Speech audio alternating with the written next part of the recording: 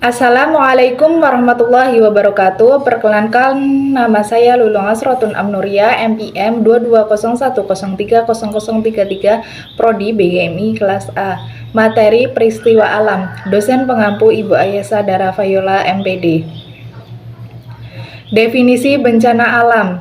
Bencana alam adalah suatu peristiwa alam yang mengakibatkan dampak besar bagi populasi manusia. Klarifikasi bencana alam. Klarifikasi bencana alam berdasarkan penyebabnya dibedakan menjadi 4 jenis, yaitu yang pertama bencana alam geologis. Bencana alam geologi adalah bencana alam yang terjadi di permukaan bumi seperti gempa bumi, tsunami, tanah longsor, dan gunung meletus. Yang kedua bencana alam meteorologi. Bencana alam meteorologi atau hidrometeorologi berhubungan dengan iklim. Yang ketiga wabah. Wabah atau epidemi adalah penyakit menular yang menyebar melalui populasi manusia yang di dalam ruang lingkup yang besar, misalnya antar negara atau seluruh dunia. Dan yang keempat, bencana alam ekstraterestrial. Bencana alam ekstraterestrial adalah bencana alam yang terjadi di luar angkasa.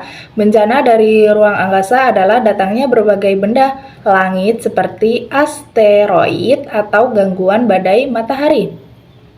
Macam-macam bencana alam di sekitar kita. Yang pertama banjir. Banjir adalah bencana akibat curah hujan yang tinggi dengan tidak diimbangi dengan saluran pembuangan air yang memadai sehingga meredam wilayah-wilayah yang tidak dikehendaki oleh orang-orang yang ada di sana. Jenis-jenis banjir. Jenis banjir dibedakan menjadi 3, yaitu banjir sungai, banjir danau, dan banjir laut pasang.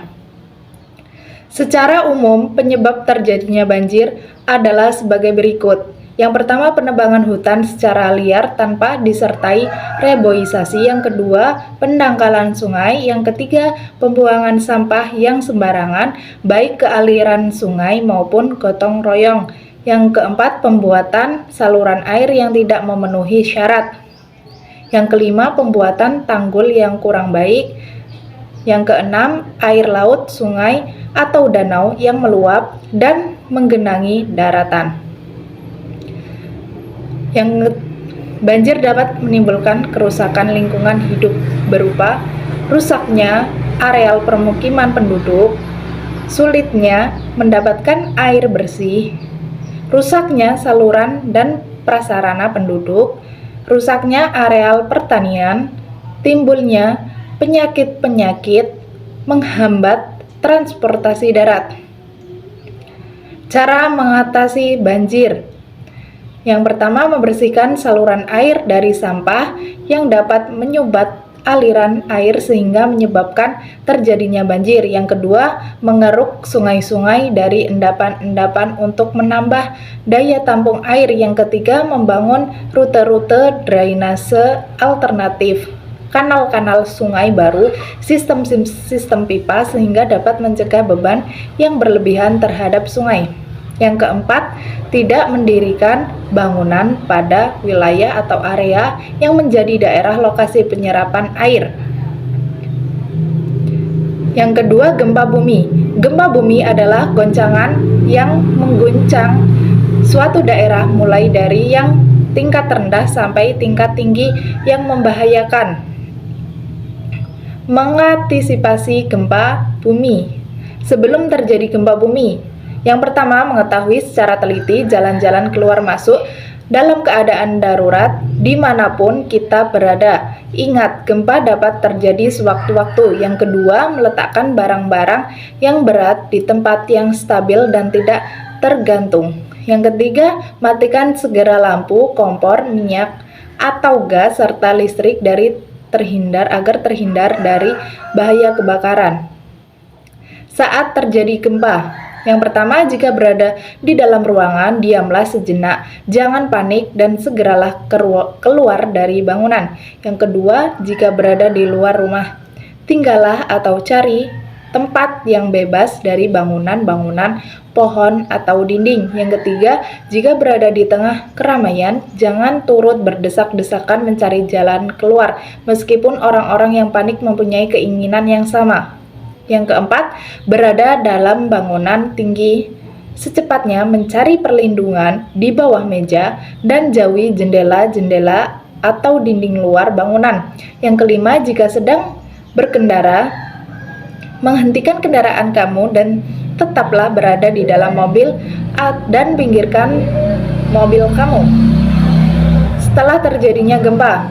Yang pertama, tetap menggunakan alas kaki untuk menghindari pecahan-pecahan kaca atau bahan-bahan yang merusak kaki. Yang kedua, periksalah apakah kamu mendapatkan luka yang memerlukan perawatan segera. Yang ketiga, periksalah aliran pipa gas yang ada, apakah terjadi kebocoran. Jika tercium bau gas, usahakan segera menutup sumbernya dan jangan sekali-kali menyalakan api dan merokok. Yang keempat, periksalah kerusakan yang mungkin terjadi pada bangunan kamu. Yang kelima, dengarkan informasi melalui televisi, radio, telepon yang biasanya disiarkan oleh pemerintah bila hal ini memungkinkan. Yang keenam, bersiaplah menghadapi kemungkinan terjadinya gempa-gempa susulan dan berdoa agar terhindar dari bencana yang lebih parah. Yang ketiga, tsunami. Tsunami adalah ombak yang sangat besar yang menyapu daratan akibat adanya gempa bumi di laut, tumbukan benda besar atau cepat di dalam laut, angin ribut, dan lain sebagainya. Yang keempat, gunung meletus. Gunung meletus adalah gunung yang memuntahkan materi-materi di dalam bumi seperti debu, awan panas, asap, kerikil, batu-batuan, lahar panas, lahar dingin, magma, dan lain sebagainya. Ciri-ciri gunung berapi akan meletus. Yang pertama, suhu di sekitar gunung naik. Yang kedua, mata air sebagai kering. Yang ketiga, sering mengeluarkan suara gemuruh kadang disertai getaran atau gempa. Yang keempat, tumbuhan di sekitar gunung layu. Yang kelima, binatang di sekitar gunung bermigrasi. Yang kelima, tanah longsor. Tanah longsor merupakan jenis gerakan tanah. Semakin curam kemiringan lereng suatu kawasan, semakin besar pula kemungkinan terjadinya longsor. Secara garis besar, faktor penyebab tanah longsor sebagai berikut. Faktor alam. Yang pertama, kondisi geologi antara lain batuan lapo, kemiringan lapisan tanah, gempa bumi, dan letusan gunung api. Yang kedua, iklim, yaitu pada saat curah hujan tinggi. Yang ketiga, keadaan topografi, yaitu lereng yang curam.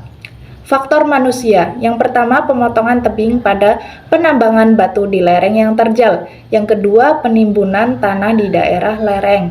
Yang ketiga, penebangan hutan secara liar di daerah lereng. Yang keempat, budidaya kolam ikan di atas lereng. Yang kelima, sistem drainase di daerah lereng yang tidak baik. Yang keenam, pemompaan dan pengeringan air tanah yang menyebabkan turunnya level air tanah. Yang ketujuh, pembebanan berlebihan dari bangunan di kawasan perbukitan. Bencana alam dapat mengakibatkan dampak yang merusak pada bidang ekonomi, sosial, dan lingkungan. Kerusakan infrastruktur dapat mengganggu aktivitas sosial. Dampak dalam bidang sosial mencakup kematian, luka-luka, sakit, hilangnya tempat tinggal, dan kekacauan komunitas. Sementara kerusakan lingkungan dapat mencakup hancurnya hutan yang melindungi daratan. Demikianlah materi yang dapat saya sampaikan. Saya akhiri, wallahul muwafiq ila aqwamit thoriq. Wassalamualaikum warahmatullahi wabarakatuh.